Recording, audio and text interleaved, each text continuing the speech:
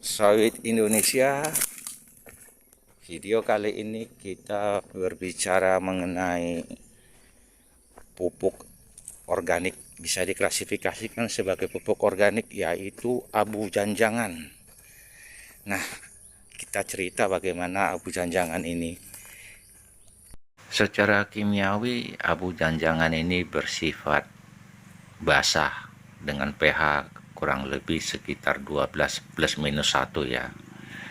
Sementara rata-rata tanah perkebunan itu bersifat asam. Nah, jadi dari segi kimiawi, abu janjangan ini bisa menetralisir tanah. Apa saja kandungan abu janjangan ini dan apakah cocok untuk diterapkan di lahan gambut? Nah, simak terus ya. Tadi pagi kita sudah serapkan itu abu janjangan di pohon-pohon ini ya. Tapi mendadak siang tadi hujan, maklum cuaca sekarang lagi tidak menentu, dan langsung dia meresap ke dalam tanah. Tidak kelihatan saat ini, walaupun baru tadi pagi.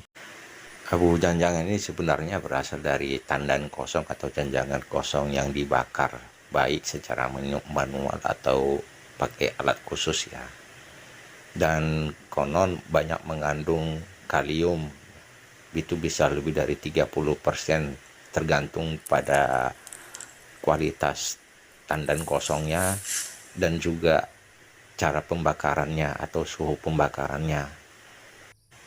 Kandungannya sih tidak melulu dari kalium ya, ada juga nitrogen, magnesium, fosfat, sulfur, dan unsur-unsur hara lainnya yang bersifat makro maupun mikro yang sebetulnya ada di dalam tandan buah segar.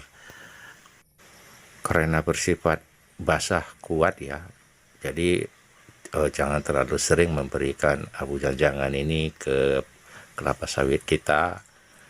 Dosisnya cukup sekitar 1,5 sampai 2,5 kg per pohon, tergantung umur sawitnya, dan sekali setahun saja diberikan untuk tanah darat yang bersifat masam. Dan kalau yang bukan darat, sekali 5 tahun aja cukup, karena memang abu janjangan ini berdasarkan pengalaman dia tuh menggemburkan tanah. Nah, kalau ditaruh di lahan gambut, nanti malah tanahnya menjadi lebih lunak, yang membuat kelapa sawit kita bisa doyong, itu apa istilah doyong, bisa miring-miring begitu ya.